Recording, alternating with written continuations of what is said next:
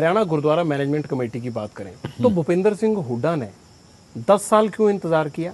आखिरकार उनको लगा कि यूपीए 1 और यूपीए 2 में सेंटर सरकार के लिए मुसीबत खड़ी हो सकती है, इसलिए जैसे ही नरेंद्र मोदी की सरकार आई आपने तुरंत अपना मास्टर स्ट्रोक खेल दिया कि जो 40% आबादी है उनको खुश करने के लिए आपने हरियाणा गुरुद्वारा प्रबंधक कमेटी अलग से बना दी।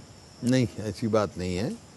हमारे मैनिफेस्टो में था, कोई एकदम ऑल ऑफ सडन फैसला नहीं हुआ। मैनिफेस्टो में 2005 में भी था, 2009 में भी था जब। लेकिन सवाल ये है, उसके दौरान जो है सुप्रीम कोर्ट में केस था। मैं इंतजार कर रहा था उस केस की, भाई सुप्रीम कोर्ट के क्या आता है। सुप्रीम कोर्ट का जब Kashmir Singh versus union of India में एक 2012 में फैसला आ गया, क्योंकि चट्टा कमेटी बनवाई थी, उसने रिकमेंड करके रखा था, लीगल ओपिनियन के लिए मैंने भेजा था, तो वहाँ से यही ओपिनियन आता रहा कि भी सुप्रीम कोर्ट में जो अभी फैसला है उसके ऊपर वाच किया जाए। आया मतलब क्या सुप्रीम कोर्ट की क्या इंटरप्रिटेशन है। सुप्रीम कोर्ट का फैसला आ गया, लेजिस्लेचर जो है वो एंटाइटल्ड है। हमने, क्योंकि ये बहुत लंबी इनकी मांग थी, संघर्ष कर रहे थे मेरे हरियाणा के सिख भाई, और कुछ नहीं मांग रहे थे, वो तो यही मांग रहे थे हमारे गुरुओं की सेवा का अधिकार हमारे को दिया जाए, तो उनका अधिकार है, उनका मौलिक अधिकार है। तो उनको इसके पीछे वोट की राजनीति नहीं है। नहीं, वोट का कोई सवाल नहीं, उनको अधिकार दिया, भाई ये मेरी जिम्मेवारी है, जिसका मौलिक अधिकार बनता है उसको देना मेरी जिम्मेवारी है। लेकिन कब्जा तो अब भी नहीं ले पाए हैं, वो अब भी संघर्ष ही कर रहे हैं। अच्छा, कब्जा लेना कोई वो नहीं है, लेकिन मेरा ये था भाई शांति प्रिय ढंग से हो। मैं जो, लेकिन जो जिस तरीके से पंजाब ने कोशिश की है, टास्क फोर्स भेजी है, बादल साहब कहते हैं ये असंवैधानिक है। दूसरे प्रदेश में नहीं, संवैधानिक है, बिल्कुल संवैधानिक हो तो कोर्ट में जाके चैलेंज करें। वो केंद्र ने कहा गवर्नर को चिट्ठी लिखी आपकी सरकार को कि आप वापस ले लीजिए, कोर्ट में जाके चैलेंज करें ना। आपको क्या लगता है कि ये कानूनी सही है इसलिए वो कोर्ट नहीं जाते? बिल्कुल बिल्कुल कानूनी सही, सुप्रीम कोर्ट की रूलिंग है, और constitutional bench Punjab Haryana high court की है, जिसमें बादल साहब की सरकार भी स्वयं पार्टी थी। आपको कितना फायदा होगा इस एक्ट के पास होने से? नहीं, हरियाणा के सिखों को फायदा होगा, उनको जो उनका अधिकार मिलेगा। कांग्रेस को भी फायदा मिलेगा? नहीं, उनको अपना अधिकार मिलेगा। चुनाव की राजनीति से इस फैसले को आप नहीं ले सकते। हाँ, जो लेकिन चुनाव में ये असर करेगा। नहीं, ये आप भी बेहतर तरीके से जानते हैं। जो रोष था 2005 में, उनको ये था भाई कांग्रेस ने वायदा करके पूरा नहीं किया। हमने वायदा पूरे के मैनिफेस्टो जो हमने दिया है लोगों को 100% उससे भी आगे जाके हमने उसको पूरा किया, उससे भी आगे बढ़ के काम किया। कहते ये भी हैं कि मनमोहन सिंह को ऐतराज था इसलिए आपने ये बिल पहले नहीं रखा। नहीं, डॉक्टर मनमोहन सिंह से मेरी कभी बात नहीं की। मैं तो बताया भाई, उसका कारण ये था, सुप्रीम कोर्ट में केस था। अब मैं कोई फैसला ले लूँ और सुप्रीम कोर्ट की रूलिंग अदरवाइज आ जाए, मैं एक वकील हूँ, कानून को मानने वाला हूँ देश में, तो कानून के हिसाब से जब ये हो गया कि भाई ठीक है, हमारा अधिकार है, सिख भाइयों को अधिकार मिलना चाहिए, हमने बिल पास कर दिया, एक्ट बन गया। आपने कानून की बात की, आपके बारे में ये कहा जाता है कि आप किसी भी अपने नौकरशाह को रिटायर नहीं होने देते, उनकी रिटायरमेंट से पहले अगली नौकरी पक्की कर देते हैं। नहीं, ये गलत वो है।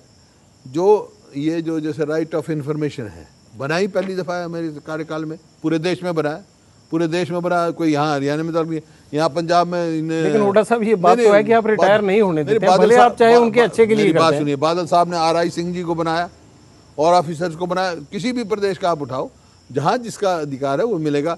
अब मान लो कोई भी है, मान लो आपका जो ये अपना सर्विसेज एक्ट है, उसमें प्रावधान है कि चीफ सेक्रेटरी लेवल का आदमी बनेगा, किसी में प्रावधान है कि हाई कोर्ट का रिटायर्ड जज बनेगा। तो ये सब जब बने नहीं है, ह्यूमन राइट्स कमीशन बनाया, उसमें प्रावधान है कि चीफ जस्टिस रिटायर्ड बनेगा किसी भी उसका, तो वही बनेगा। तो ये जिसका जो प्रावधान है दिया हुआ है, ये अब नहीं बने, ये तो चांस की बात है। इंफॉर्मेशन कमिश्नर अब बने, फूड सिक्योरिटी एक्ट का जो आया वो अब बना है, राइट टू सर्विस का एक्ट अब आया, इन दिनों में आया, तो इस वास्ते बाकी ऐसी कोई बात नहीं है, क्योंकि जिसका जो काम है, जिसका जो तजर्बा है, उनका भी लाभ होना चाहिए, उन्हें भी प्रदेश की सेवा करिए, लाभ होना चाहिए। लेकिन लोगों तक पहुंचे। आपके नौकरशाही इस पे सवाल उठाने लगते हैं। जब आप उनको ऑर्डर जारी करने को बोलते हैं, तो आपके जो अभी चीफ सेक्रेटरी थे उनका और प्रदीप कासनी का खूब विवाद हुआ इस बात को लेके कि ऑर्डर इशू नहीं किए जाएंगे। फिर प्रदीप कासनी का भी खेमका वाला आरोप था कि उनको फिक्स कर दिया गया, उनको साइडलाइन कर दिया गया। नहीं, ऐसी कोई बात नहीं। प्रशासनिक मामले तो मैं कभी डिस्कस नहीं करता हूँ, लेकिन ऐसा कोई बात नहीं, बिल्कुल हमारे तरफ से कोई वो नहीं होता। आपकी तरफ से कोई वो नहीं होता? नहीं, मैं तो जो है सारे अधिकारी जो है सही काम करें, मेरे को इतराज नहीं होता। CLU को लेकर बड़ी चर्चा होती है कि बहुत सिफारिशी CLU दी गए और उसमें राजनीतिज्ञों से लेकर ब्यूरोक्रेट से लेकर तमाम बिरादरियों ने खूब पैसा बनाया, ऐसा इल्ज़ाम बार बार आपके विरोधी भी लगाते हैं। उनके पास और मुद्दा ही कोई नहीं है भाई। हमारे से पहले ये जो कानून है जिसके अंदर CLU दिए जाते हैं, ये 1975 का बना हुआ है, हर सरकार ने दिए हैं। जब मतलब अब मैंने एक काम किया है, मैंने हरियाणा के किसान को उसकी आर्थिक कीमत दी है। ओम प्रकाश चौटाला के समय में 1.5 लाख रुपए में एक्वायर ज़मीन करके लूटा गया किसानों को, हमने नीति बनाई है और सब नीति के अनुसार काम किया है। कोई मतलब ज़मीन की कीमत जो है उसकी पैदावार से नहीं बढ़ती है। आपने जांच क्यों नहीं करवाई फिर, अगर उन्होंने सस्ती जमीनें कौड़ियों के भाव दी तो? क्यों, किस बात के लिए? चौटाला सरकार के टाइम की जांच होनी चाहिए थी। अगर डिस्प्रोपोर्शनल उसमें चार्जशीटेड हैं, वो चार्जेस फ्रेम हुए हैं, उनका जवाब दे रहे हैं। कानून अपना काम कर रहा है, पहले भी कानून अपना काम किया है। मैं व्यक्तिगत परिशोध से कभी राजनीति नहीं करता हूँ। लेकिन आपके विरोधी तो लगातार आप पे हमले बोल वो उनका जैसा जैसा आदमी होता है वैसी बात करता है, तो इस बारे में मैंने कोई नहीं कहना। ये बिल्कुल गलत है, मैं कह चुका हूँ, सब नीति अनुसार हुआ है। और कोई बात है तो कोर्ट है, हर जगह जाते हैं। अब विकास को वो ये इस तरह नहीं, विकास नहीं होगा, ज़मीन की आर्थिक वैल्यू क्यों बढ़ेगी? जब विकास होता है जब बढ़ती है। क्यों? अब दिल्ली के आसपास विकास होगा तो वहाँ ज़मीन की ज़्यादा कीमत होगी, किसी शहर के आसपास होगी। ये विकास जैसे जैसे होगा, आर्थिक वैल्यू दी है उसको मैंने। और कोई भी काम अगेंस्ट पॉलिसी नहीं किया है। ये कानून बल्कि 1975 से चल रहा है, सब नीति अनुसार काम हुआ है। उनके पास कोई मुद्दा नहीं है। ये तो बहुत आसान काम है, मैं कह दूंगा आप यहाँ पे जो आए हो पता नहीं किससे क्या लेके आ गए हो, तो आप क्या कहोगे? नहीं लेके आया तो मैं भी कह रहा हूँ कुछ सब बकवास है सब कानून। तो आप तो ये कहोगे भाई मैं तो अपने ABP न्यूज़ का सही कर रहा हूँ, अपनी ड्यूटी निभा रहा हूँ, यही कहोगे ना? आप कह ही सकते हो गलत, आप ये कह सकते हो गलत बात है, तो मैं यही कह सकता हूँ बिल्कुल गलत बात है, निराधार बात है। उनके पास कोई मुद्दा नहीं है। अब मैंने तो एक आदमी का पढ़ा है, ये कह रहे हैं कि इतने 1000 एकड़ बिल्डर्स को दे दी। मैं कहता हूँ भाई 1 इंच दी हो तो मैं आज ही राजनीति छोड़ देता हूँ। On the floor of the house कह चुका मैं कि एक्वायर करके 1 इंच भी मैंने किसी की दी हो। तो झूठ का तो कोई आधार नहीं। झूठ तो जो जिनका आधार ही झूठ और लूट रहा और जिसकी राजनीति का, तो उसका तो मेरे पास कोई जवाब नहीं है। आप किसी भी तरह से लोगों ने जवाब दे दिया था। क्या आप किसी भी तरह से जांच से भी नहीं घबराते इस मामले में? नहीं कोई नहीं, तो खुली छूट। अब तो केंद्र में हमारी सरकार नहीं है, खुली छूट है। वाड्रा वाले मसले पे बड़े सवाल उठे थे, खिमका ने भी सवाल उठाया था। सिर्फ वही मैं कह रहा हूँ, क्योंकि एक प्रतिष्ठित व्यक्ति की रिश्तेदारी किसी से है, उसको डिफेम करने के लिए एक सोची साची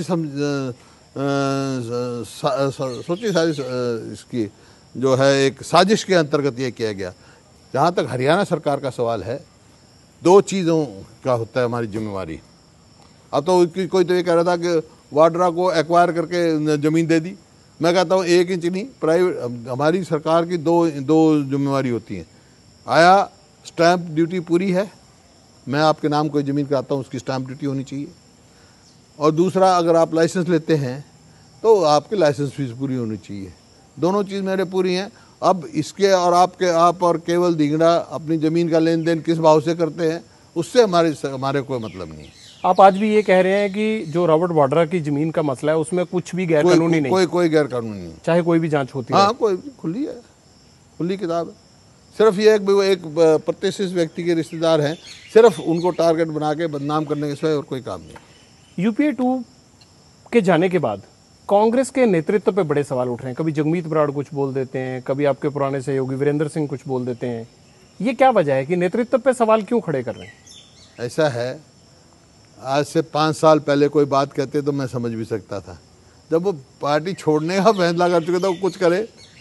10 साल के बाद, मतलब कोई कहे 10 साल के बाद मेरे को ये दिख रहा है, तो आप समझ सकते हो कुछ ना कुछ व्यक्तिगत स्वार्थ पीछे छुपा हुआ है। ये जगमीत बराड़ जब वर्किंग कमेटी के मेंबर बनाए नेतृत्व ने, जब कहते हैं कि भाई मैं कैसे बनूं मेंबर, यहाँ तो ये कमी है। जब स्वार्थ हो तो ठीक ठाक, स्वार्थ से बाहर हो जाए तो सब कुछ गलत है। उसका तो कोई वो नहीं है, कोई पैमाना नहीं है उनका। अमित शाह ने कहा है कि हरियाणा को कांग्रेस मुक्त करना है। अमित शाह के कहने से तो कांग्रेस मुक्त नहीं होती है, लोग करते हैं मुक्त। और उसमें लेकिन पहले अपने बीजेपी को तो कांग्रेस से मुक्त कर दें। बीजेपी में जो कांग्रेसियों क्यों ले रहे हैं, जो कांग्रेस को मुक्त करते हैं तो कांग्रेसियों क्यों ले रहे हैं? आपको लगता है कि कांग्रेसियों को लेने का कोई फायदा होगा बीजेपी को? वो बीजेपी को कांग्रेस युक्त कर रहे हैं। कांग्रेस युक्त? हाँ, तो कांग्रेस से कोई मुक्त नहीं कर सकते वो। कांग्रेस युक्त खुद हो रहे हैं तो दूसरे को क्या मुक्त करेंगे? दूसरे लोग जो है कांग्रेस के साथ हैं। अगर कांग्रेस को जरूरत पड़ी इस बार तो किसका समर्थन लेना ठीक रहेगा? कांग्रेस को कोई जरूरत नहीं पड़ेगी, कांग्रेस अपने दम पे सरकार बनाएगी। पक्की बात है। हाँ, बीजेपी और हरियाणा जनहित कांग्रेस अगर इकट्ठे लड़ते हैं तो आपके लिए चैलेंज टफ है? वो तो देखो उनका काम है, दूसरे की पार्टी के बारे में कोई कुछ बात नहीं करता। वो इकट्ठे लड़े, अलग अलग लड़े, कोई फर्क नहीं पड़ता कांग्रेस को। भूपेंद्र सिंह हुड्डा जल्दी से हार मानने वालों में नहीं है, इनकी बातों से भी यही लगता है, इसीलिए हैट्रिक बनाने का दावा कर रहे हैं। हुड्डा साहब बहुत बहुत शुक्रिया। Thank you.